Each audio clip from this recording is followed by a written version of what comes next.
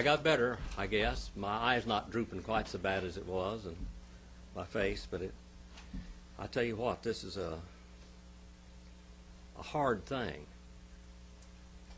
10 and verse 5. These next few verses remind me of me. Hello, Brother Corey. All, ook, en, tois, pleosin, auton, udokesen, ho theos, kate tro theson, gar in te eremu. Now, I was going to have we were going to read the Amplified Bible to begin with and bring us up to this. I said the last time, Rebecca, are you busy? No. Okay, could you read the 10th chapter, verses 1 through, if you could come here and do that. 10, 1 through 5. 10, 1 through 5.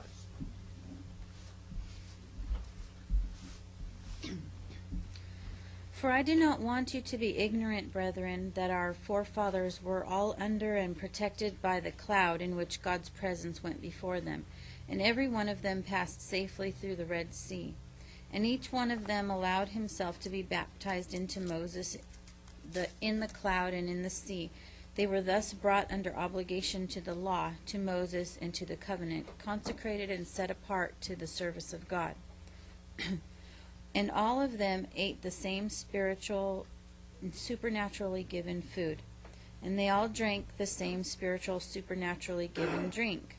For they drank from a spiritual rock which followed them, produced by the sole power of God himself without instrumentality, and the rock was Christ. You want to read 5 also? Nevertheless, God was not pleased with the great majority of them, for they were overthrown and strewn down along the ground in the wilderness. All right. There's where we are. We're up there to that point now. But not in the majority. All right? The majority of them didn't make it into the promised land. Only a few of them made it into the promised land.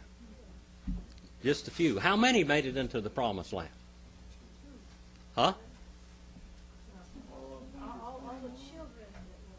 All of the children, and Caleb and Joshua. All right, those not very many made it into the promised land. All the rest of them were laid low. Okay, let's go and look at this.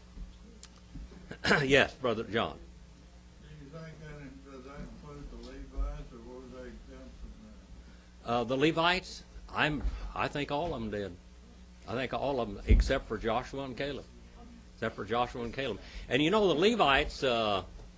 They were in a lot of trouble with the Lord anyway, weren't they? What did those boys do when we studied the book of Genesis? What did Levi and Simeon do? Remember, they went up to Shechem, the city of Shechem, and converted the whole city to Judaism. They circumcised all the men. Then 3 days later, they went up there and murdered the whole lot of them. Murdered every one of them. And that's Levi and Simeon. And because Levi did that, what happened to Levi? What was the curse to Levi? They had no inheritance in the land. No inheritance in the land. All right, now this goes back to Numbers 14th chapter. And let me read all this through, then we'll go back to the book of Numbers again. But not in the majority, that pleosin of them, he was well pleased. Only 2 of them. Did Moses make it into the promised land? No. Wait just a minute. Now let's think just a little bit. Did Moses make it into the promised land? Not during his lifetime. Did he ever make it into the promised land? Oh, on the Mount of Transfiguration, he did later, but he was dead. All right? He died. And the Lord buried Moses on that mountain, didn't he? Where he saw the promised land, Mount Pisgah. He buried him upon that mountain in a cave. And what happened? What did the old devil do when God buried Moses in the cave, what did the devil do? The devil tried to take Moses' body. Probably was going to make give it to Israel and let them worship him. Okay? But we know that, according to the book of Jude, that Satan and Michael fought over the body of Moses. Okay, that was there. Okay, so he didn't make it in. What happened to Aaron? What happened to Aaron?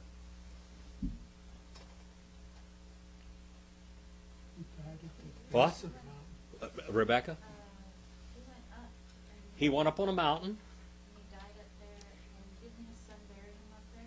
He went up on the mountain up there because Aaron did what he did. You know, Aaron was a goldsmith, and he rebelled against God and rebelled against even his brother. And remember his sister. What happened to Moses' sister? God turned her into with leprosy, and then he healed her from it. But, some bad things were taking place right here. And all of these examples, all these bad things that are happening here are for what? Our examples. All right, our examples. Not he was well pleased. Third person singular, first aorist, indicative active. Absolutely, he didn't judge it good. That comes from eudokia. You on the front of that is good, and dokia means to judge. And the God... Look at this. Kates thro theson. That comes from kata and stronomy. That means to overthrow. We just had a great big storm in the East Coast, didn't we? What's the name of that storm?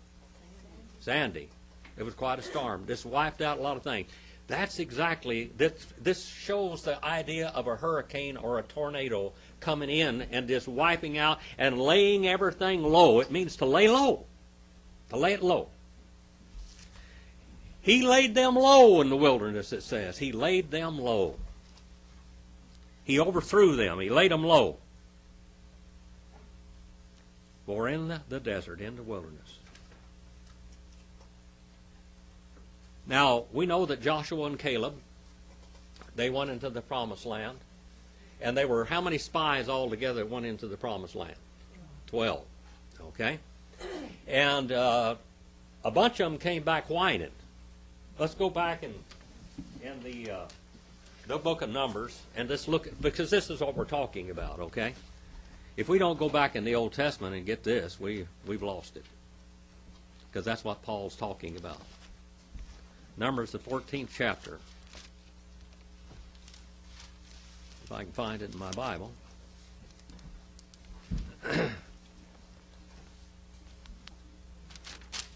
14.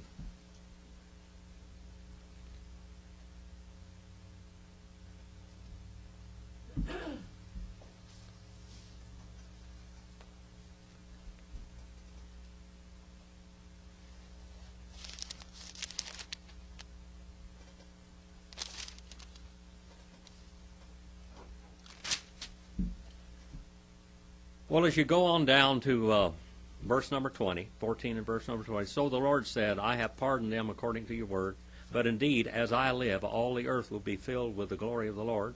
Surely all the men who have seen my glory and signs, which I performed in Egypt and the wilderness, yet I have put me to test these 10 times and have not listened to my voice. Surely, and shall by no means see the land which I swore to their fathers, nor shall any of those who spurn me see it. It's talking about all these people now. These are the ones that he was not well pleased with, okay? But my servant Caleb, because he has a different spirit and has followed me faithfully, I will bring into the land which entered in his descendants, and I shall take possession of it. Now, Joshua and Caleb went into the land. And I can find out where I was today.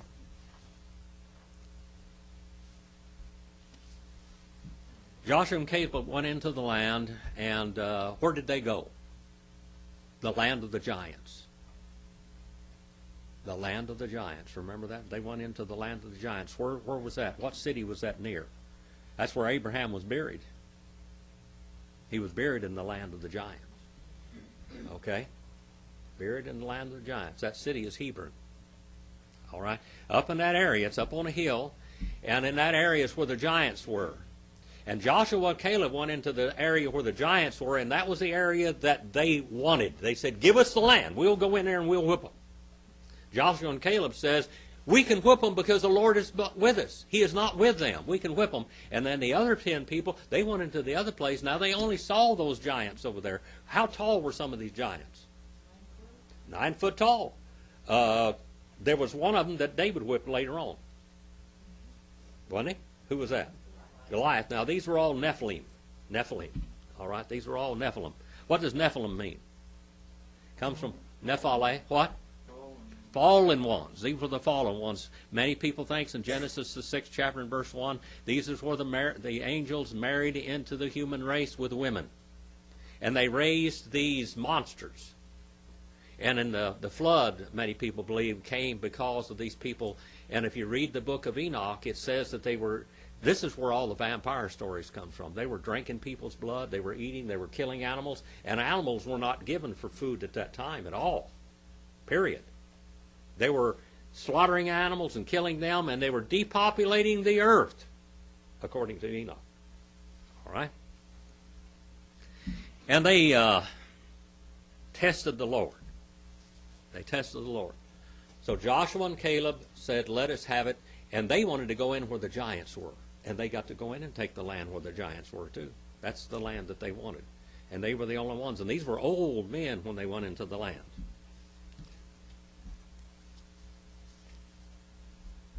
"85 years old when he claimed possession of that land. Moses, God put to sleep. He kissed him to sleep, as Brother Farrar said, and buried him in that mountain where he looked at the promised land. He got to see it, but he didn't get to go into it. And why did he not get to go into the land? Aaron made the golden calf. And what did Aaron name the golden calf? It had a name. What would Aaron name the golden calf? Huh? What did he name the golden calf? Brother John, you remember? Rebecca, you remember what he named that golden? Brother Randall, you remember? What? Jehovah. He named that calf Jehovah. He said, this is Jehovah that took you out of Egypt. Boy, does that make your hair stand on end? It does mine. That scares me. And he said, and then Aaron says, well, I just threw the gold into the fire and out walked the calf. I just threw the gold into the fire and out walked the calf. And I'm going to tell you something. He was a goldsmith. By the way, we know that the sons of Aaron, many of the sons of Aaron today are the goldsmiths in the world. Did you know that? Many goldsmiths down through the ages, gold and silver smiths. He took and he carved an image of a calf, one of the calves that they were worshiping down in Egypt. They said, get us a god that we can see. And he carved this image out of wood, and then he took the gold and beat sheets of it, and it's what you call gold and silver are malleable, and you can beat on it. Dakota, have you got that ring I made? Is it on your hand? No. I took some silver coins years ago, and I made rings out of them. You know who showed me how to do that? Just guess.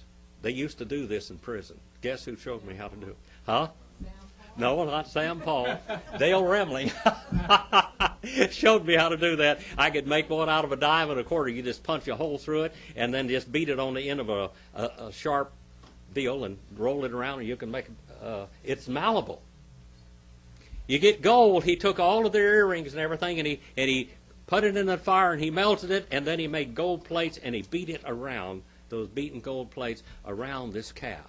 And he said, this is Jehovah who brought you out of Egypt. And God was mad, I can assure you. Anyway, he ended up costing Aaron his life later. Then, remember when Moses' sister rebelled and spoke against Moses? God struck her with leprosy. Then he healed her. And she wrote the song of Moses. Remember the song that she wrote of Moses, which we have in the scripture? And then there was a guy by the name of Korah. Remember him? Korah. What does Korah mean? Remember what that means in Hebrew? Bald-headed. Bald-headed. Korah. Korah stood up and he stood against Moses, and in that day, how many people died? Remember how many people that died? The earth swallowed them, and the fire of God killed them. Huh? 23,000. It says 23. Paul says 23,000. It was actually 24,000 that were killed in that day. These are all for our examples. They didn't believe God, and they would not obey God. Okay, they didn't believe God, and they would not obey God. Well, what were the people doing while or shortly after he made that golden image? Well, he made that. They were sitting down and eating God's food, and then standing up and dancing in idolatrous dances. Wasn't there licentious? Yes, that's it. Aselgia is the word in Greek, which means basically dancing. They were dancing around the idol. And you have to realize that half of the pagan worship had something to do with sexuality, prostitution. In Corinth, as we studied this, we found out that the temple of Aphrodite and all that, this was all prostitution, had sexuality, and that's what was going on around that golden calf that they were calling Jehovah. All right? Let's go on a little bit further now. God slaughtered them in Jude 5, Hebrews 3:17, Numbers 14 and 16. By the way, he quotes the Septuagint here. He does not quote Hebrew, he quotes the Septuagint.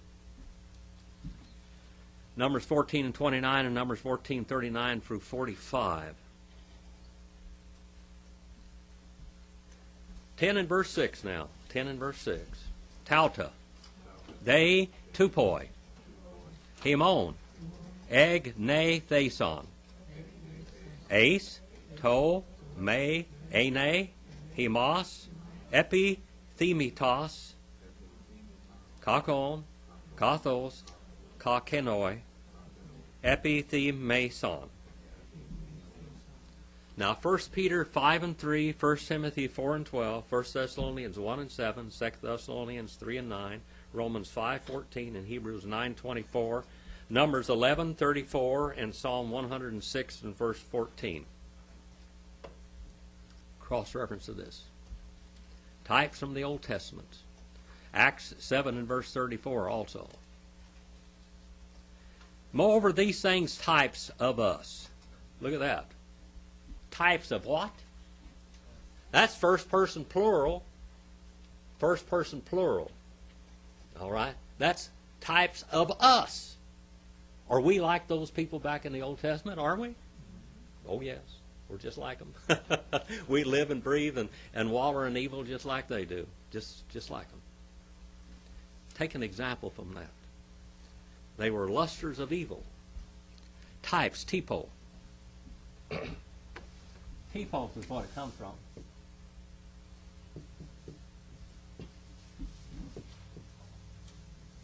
Type, writer.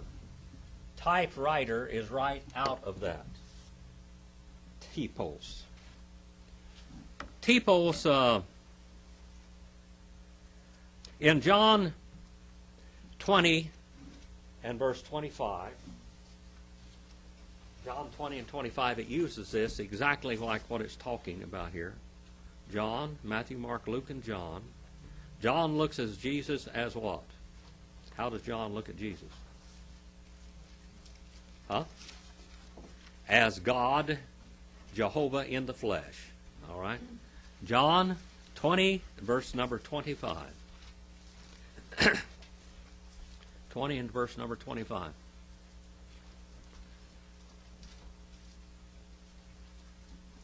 And he kept on saying to him, the other disciples, "We have seen the Lord."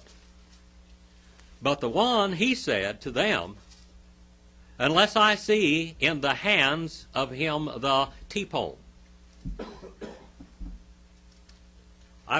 My body is filled with scars. That's all I am, is scars, I think. Scars are marks. Right here across my face is a footprint of a horse where it cut me, just like that. Kicked me in the face. This ear is cut half in two. These are T-posts, people. It's T-posts. All over my body, there are teeth marks of prints of a horse's teeth and shoe marks all over here and there. And bullet holes and knife marks from here and there. Those are marks. Those are T-posts. Now, when Jesus, he was crucified on the cross, wasn't he? And they drove the nails through his wrist, right here. They didn't drive them through the hands, not this part of the hand, but right through the carpal tunnel. And right there's a carpal tunnel surgery mark. See, that's a typos there, too. That's a T-post. All right, right there. Both through his hands, and then what else did they do? They drove a nail through his feet, and it left a T-post, a print. A print. And in his side was a sword mark, right by his heart, where it stabbed him into the heart. And those are T-posts. Those are marks. All right? Ton T-pon to alone the nails, and I will throw the finger of me. And I will throw, balo. That's what he says. And I will throw the finger of me into the marks, into the scars, into the marks, the T-posts.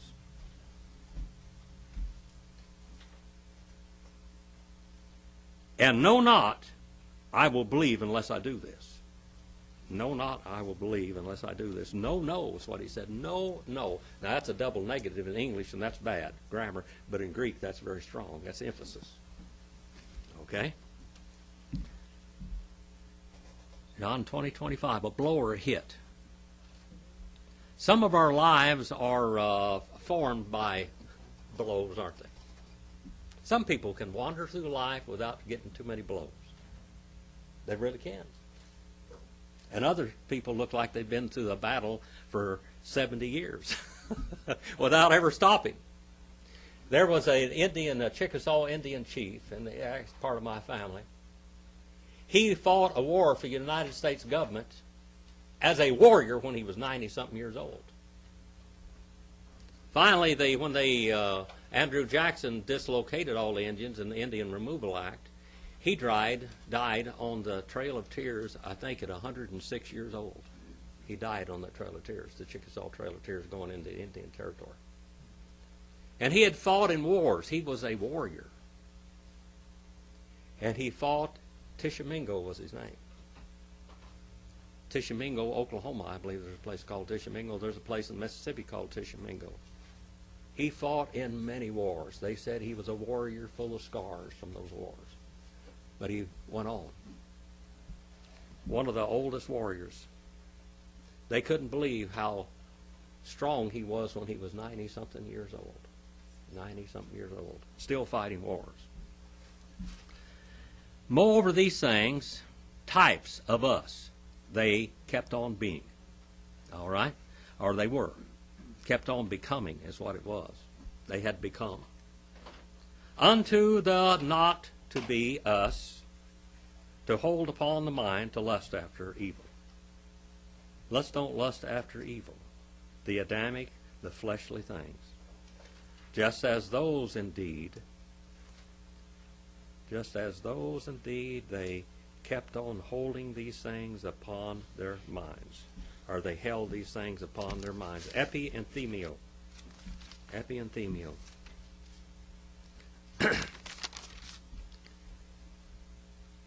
10 and verse 7. 10 and verse 7. Mayday. You know, that's a sign of distress, isn't it? Mayday. Idolatria, or idolatre. My mouth does not talk like I want it to sometimes. Geneste, kathos, tenes, auton, hesper, gegropte, ekkathesen, ho laos, phagain, kai, paein, Kai, Anes,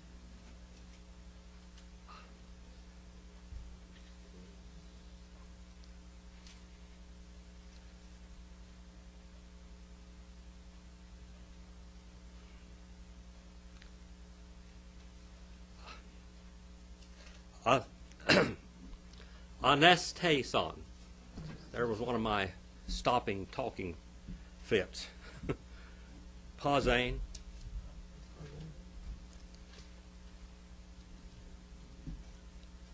Moreover not is what that says there, neither.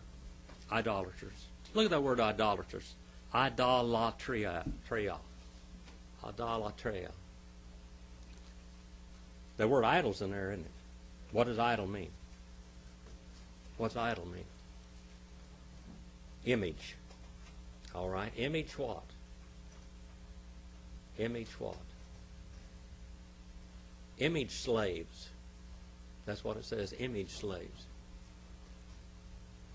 I took, on Thanksgiving Day, we went over to the Madonna Inn for lunch.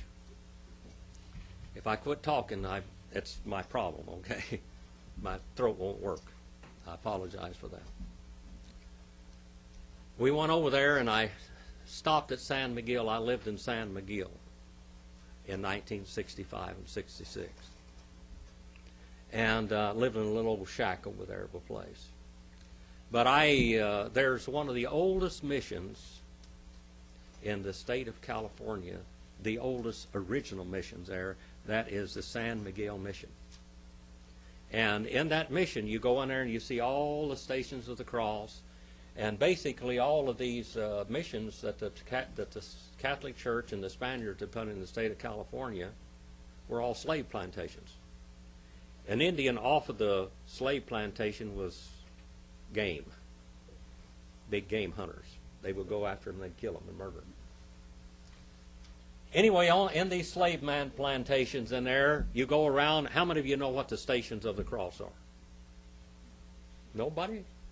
Oh, Brother Roger, you know what the station? Were you in Catholicism one time? No, you just know what the Stations of the Cross. They would get down there and they would bow down on their knees and they would go through all the Stations of the Cross. And they learned to say these things. And they would bow down and they would kiss these images.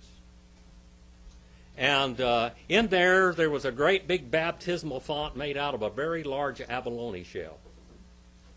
And they would go and they'd sprinkle, and you'd go in there. When we went in there was holy water and all this kind of stuff. We went in there the other day. You go in there, and then you bow down, and you bend your knees to all of these idol stations. You become servants to idols. Israel, when they were down in Egypt, became slaves to idols. Slaves to idols. Slaves to them. They served and they slaved for idols. Neither idolaters, slaves to idols, ye become. You stayed that way. Look at that. And what voice is that in down there? Look at that voice. Second person plural present. What is it? Middle voice. When you're in the middle voice, what do? That's what you're doing for yourself. That's your volition. That's your choice. All right, your choice there. That's your volition right there. Don't become idolaters. Don't become slaves and servants to idols. Don't wait on idols. Wait on idols. How many of you like to serve idols? There are people that serve idols. In the Catholic Church, in the Buddhist shrines and all, they go and they serve idols. They do this. This is how they worship God. They serve and wait on idols. They take offerings to these idols. And the idols can't eat anything, can they? They're just an idol. But they put the food there. They make different offerings. Flowers, all kinds of things to idols. Just as some of them, even as it has been written, each one now, third person singular, first aorist, indicative active, each one sat down. The people.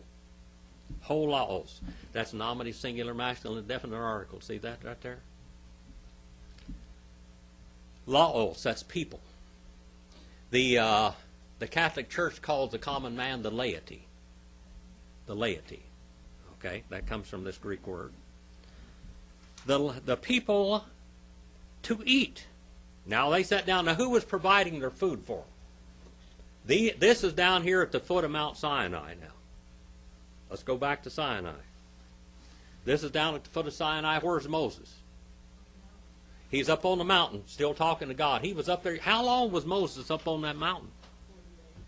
I think now. How long was he up on that mountain? Altogether. 80. Over 80 days. Without eating. All that time, by the way. Or drinking. Moses was up there. Just think about that for a while. God was sustaining him with his glory and his presence. That's what when Moses come down off that mountain the second time, what happened? He'd been up there for 80 days with God. And when he came down off that mountain, he was shining like God. He had Shekinah glory on him. He had the presence of God rubbing off on him. And they made him put a what over his face? A veil over his face. Because they were afraid of him. All right? They were afraid of him. Now, down here at the foot of the mountain, while Moses is up here, now this is the first trip he made. All right? This is the first trip he made up on the mountain. The people sat down to eat, and to pien, that means to drink. They ate and they drank. And they stood up. Now, this word's only used one time in the New Testament right here. That word is pazein. That means to play like a little child. Have you ever seen a child just spontaneously play? Have you? Just spontaneously play. And jump around and just have a ball. I remember when Dakota was little. I remember when Noah was little. We had a playpen in here for him in this room when he was little. Dakota, when she'd get up and just dance around. She had these shoes were about that long. There's some twins girls up in Fish Lake Valley, and they had outgrown these shoes. Well, Dakota's feet would fit in the toe of the shoes. And I don't know how she did it, but she'd put her foot in there, and then she'd get up there and then she'd watch TV, and she'd watch that Free Willy or something on television. And she'd be up there just dancing around, clicking her feet on with those shoes. She thought they were really, really neat. I still have them someplace, Dakota. There were 2 pair of them. She wore out 2 pair of them with her feet stuck down in the toes of them. Just dancing around all over, just going along with the music and just having a ball like a little kid would. These people were not dancing. They were dancing like little children in Exodus 32 and verse 18, but they were dancing around this golden idol.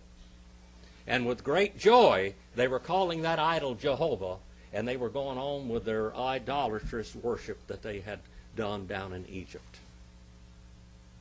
God just doesn't mix that together, does he? He was pretty mad about it, wasn't he?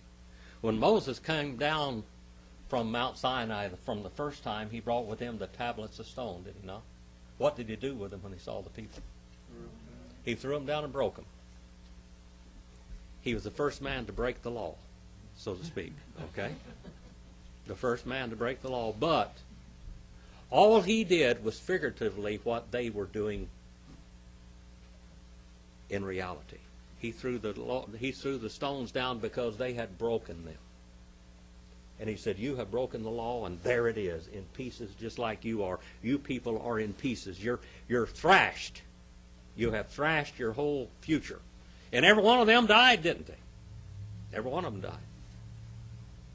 Joshua and Caleb wasn't part of that, were they? Even though Aaron was.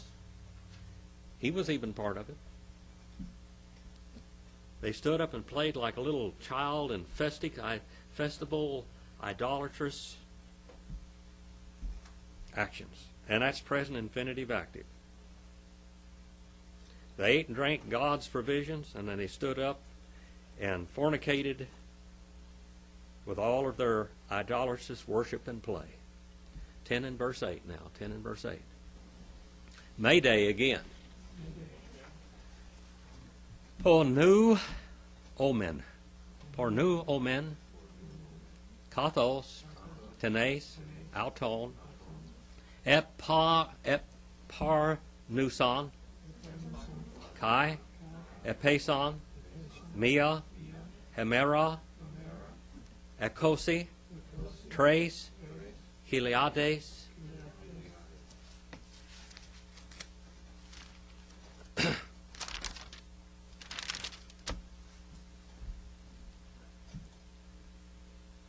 Neither may we fornicate. Look at that word subjunctive mode there. What does that tell you again? Had it in the middle voice before. It's up to you. Neither may we fornicate. Just as some of them, they fornicated.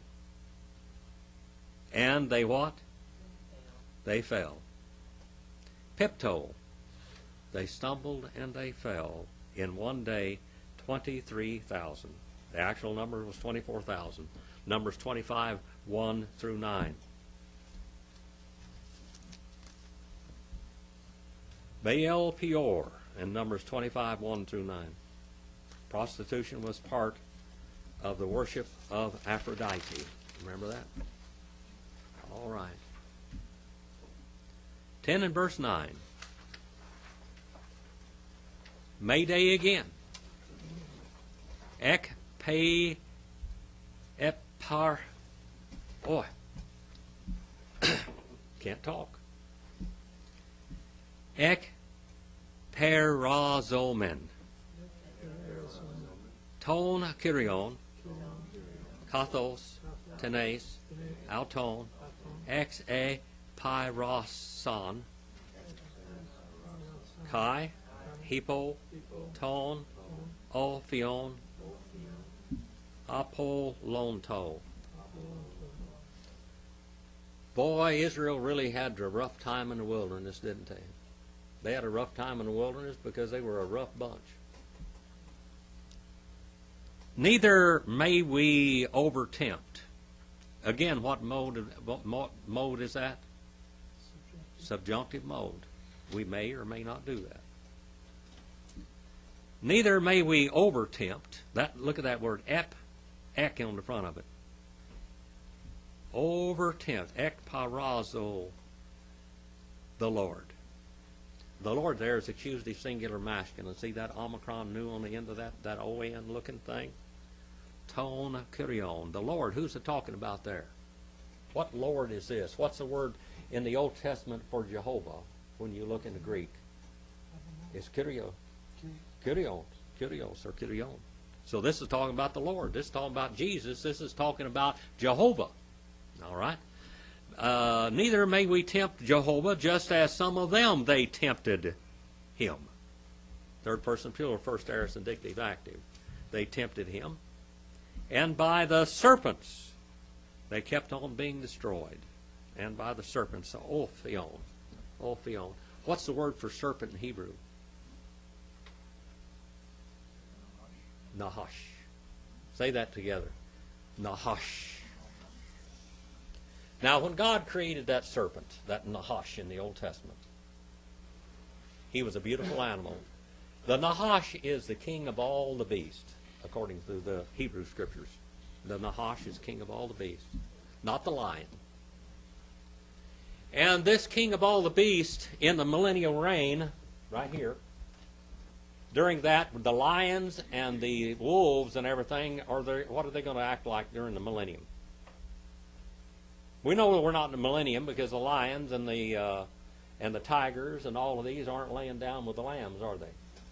They're going to eat grass. They're going to eat straw like goats and sheep and cows. But over here, what was the curse that was placed upon Nahash in the garden? The Hagan. Huh? He would walk upon his belly. And over here, that curse was so strong because he was the head of all the animals. And the most beautiful thing, how many of you ever seen snakes? If they didn't give you the creeps so bad, they're beautiful. You know that? Their colors and everything. You ever gone to a reptile place? They shine and shimmer, don't they? They can just sit there and That serpent over here is going to be walking on his belly still. He's not upright. In that garden there, it says, and the Hash became more evil. Arom. More evil.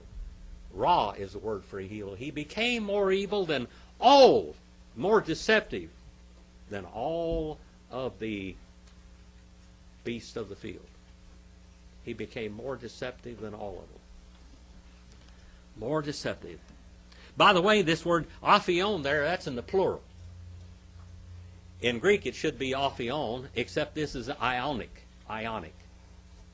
In Ionia, the Greek language was made up of dialects originally back in the years before we even know as Greek was being formed.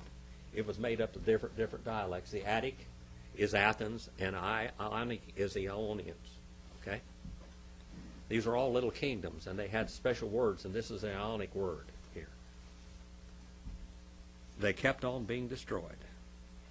By serpents, they kept on being destroyed. What about these fiery serpents? What about these? Remember them, about them, Rebecca? What happened? The fiery serpents. Israel sinned, and what did God do? He sent snakes, serpents among them, the Nahash. He sent snakes among them, and when they would bite, they would burn like fire, and what else would happen? They would die. They'd die. And these were the color of shiny brass, like a copperhead. Have you ever seen a copperhead? They're shiny-looking snakes. They were shiny like that. All serpents kind of shine to a certain extent, but this was a very shiny, brazen, polished-looking serpents that went among Israel that God created especially to go and do this job. And he had Moses do what? He had Moses make a brazen serpent out of brass, and he put him on a pole, and anytime you walk into a doctor's office, you will see a pole with a snake on it. Okay? And what did they do if they would look at the serpent on the pole? If they look, all I had to do was look, and they would live. Isn't that beautiful type of salvation today? What can you do to get to heaven? Absolutely nothing. Absolutely nothing. But if you look to Jesus Christ and Him alone, that's it. That's salvation. I remember Brother Bill Hawkins, he came in here. We've known each other for 40-something years, I guess. And his family, my grandfather killed his family back in Paul's Valley. That's when he went to prison for 10 years. Old Parker put him in prison, was over Billy's far distant relative. Anyway, we worked in church. I worked in one church, and he worked in another church, and we were competing for little kids on the church buses and everything. Billy went to this church over there. They never talked about security of the believer at all because they didn't believe in it. They were what you call pure Armenians. What is Armenian, Brother John? Well, they have no security. They have no security. They don't. You have to do something every day to get to heaven. You have to keep on believing and keep on doing things to get to heaven. There is no security. We believe in security of the believer because salvation is a done deal. Okay? A done deal. Billy came to my class, and Brother Mike, you were listening to him back in the book of Revelation or John's class or something, and I didn't remember, didn't even know his name at that time. I hadn't learned his name. But he came there for 3 or 4 years. He came in my class, and finally at the end of one of the classes, he came up and just hugged me with tears in his eyes. And he said, "Today, I know that if I die tonight, that I'll go to heaven." He said, "I love it." He said, "I never had security in my life ever before. Never knew if I die." I go to church all these years. I went to church Sunday morning, Sunday night, Wednesday night, all this time, and I never went home at night and went to sleep, the worrying whether if I died, whether I was going to go to heaven in the morning or not. He said, "Today I do. Today I do." He said, "It's wonderful. It is wonderful to know that you're going to go to heaven." Brother John. So we could correctly say that the serpent on the pole represents all the sins of the world. Dumped on Christ. He became The brazen serpent, brass is what? Brass in the Old Testament and in the Bible is a type of what? Judgment. The judgment of the whole world was laid upon Christ. And on the cross of Calvary, right up there, your sins were laid upon Christ. My sins were upon Christ. And if we'll only look to Him, we are saved. That's it. Look to Him, depending upon Him to save us. Depending upon Him to save us. Just as some of them tempted the Lord, and by the serpents they kept on being destroyed. Many people in the world today, what keeps you from being saved today? What keeps you from being saved? world, flesh, and the devil. That's right. The old devil. And demons. Demon spirits work with lost people like the Spirit of God works with saved people. If you talk to somebody and they don't want to be saved, they don't want to come to the Lord, what's happening? They're allowing Satan to destroy their eternal chances of being with God. Eternally. If you look and believe, you'll be with the Lord. If you look and believe. 10 and verse 10. 10 and verse 10. Mayday, again. Paul is fond of that word, isn't he? Go gi zete, katha per, tenes, auton, ego gison, kai, apolonto, hippo, tone, alo, through tone. By the word, that word alo through tone there is only used one time in the New Testament. One time. Oh, thank you, brother. That thing may be the only thing working. I don't know.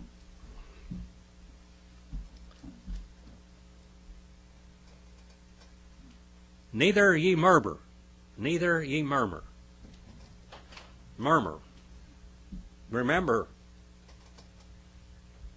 Aaron murmured, Moses' sister murmured, and the people murmured, and Korah murmured, and a lot of them murmured. Even as some of them, they murmured, and it was, by the way, it was their last murmur.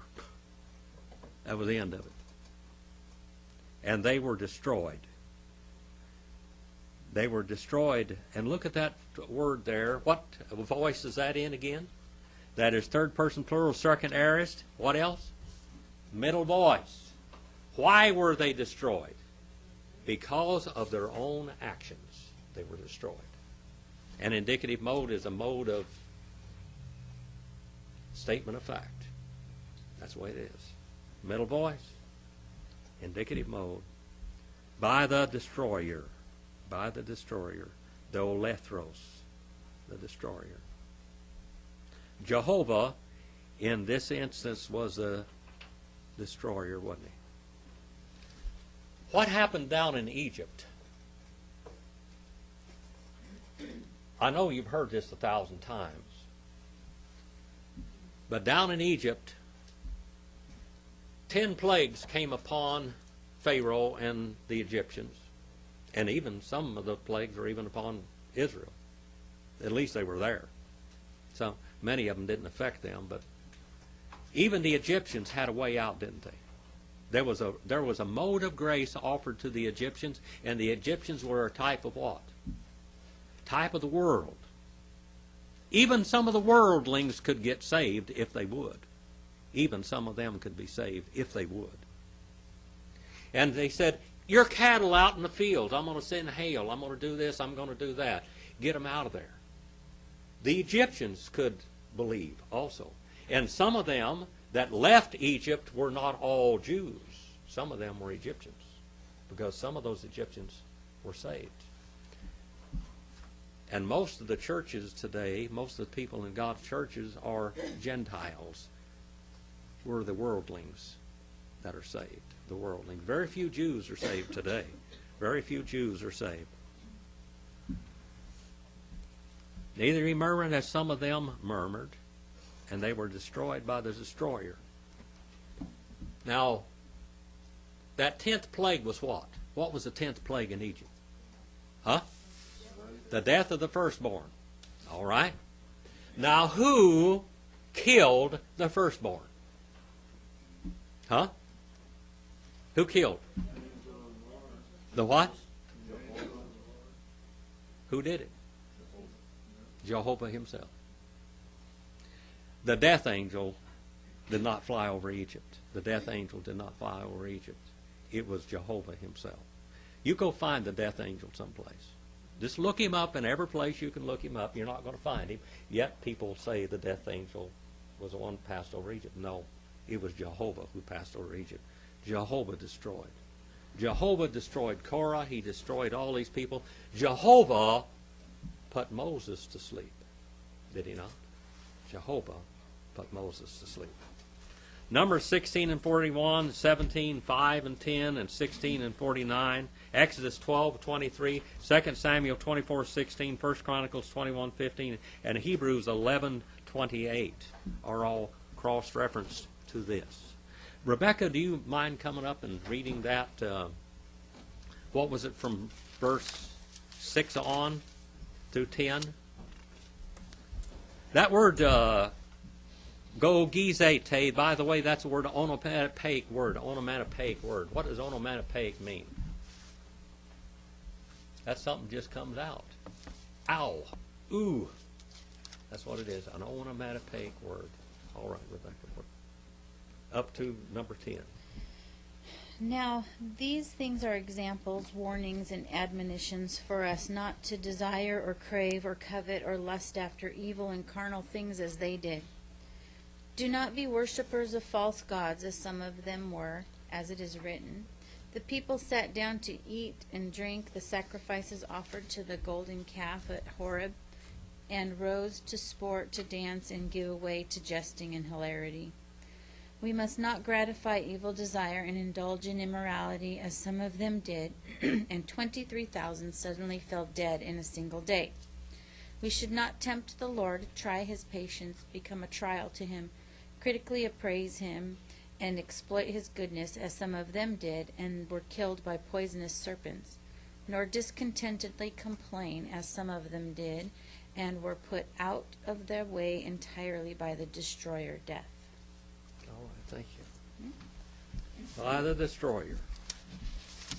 Now, Jesus took away the worst enemy we had, didn't he? What enemy did he take away from us? Death. All right. We still have to die. We still suffer daily. Well, some of us do. Especially if you've been poisoned with arsenic and mercury. That's suffering. I'm going to tell you something. You want to kill somebody, give them some arsenic and mercury. If you don't like them, that'll work them over. I'll tell you, every day. We have to die in this flesh. If the Lord doesn't come back in the meanwhile, we're going to have to die. But that's just once. That's just once. You only taste death once.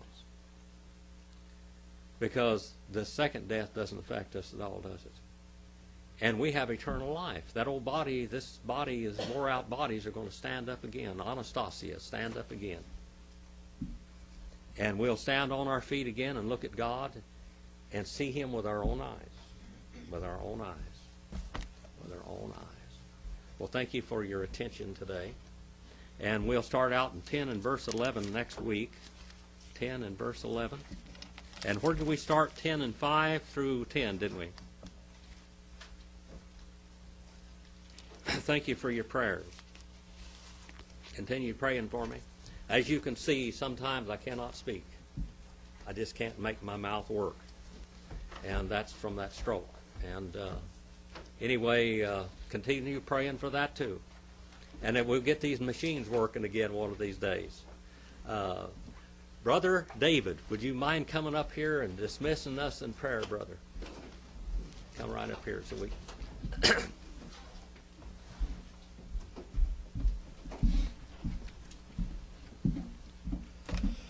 Okay, our Father in heaven, we worship and praise you tonight in learning your word. Guide us through the week to come, that we may be examples and walk the narrow path that you have set before us. We give thanks for the word we received tonight, and we give thanks for Jim's health. And walk with us through the week, O Lord. We pray in your name, dear Jesus. Amen. Amen.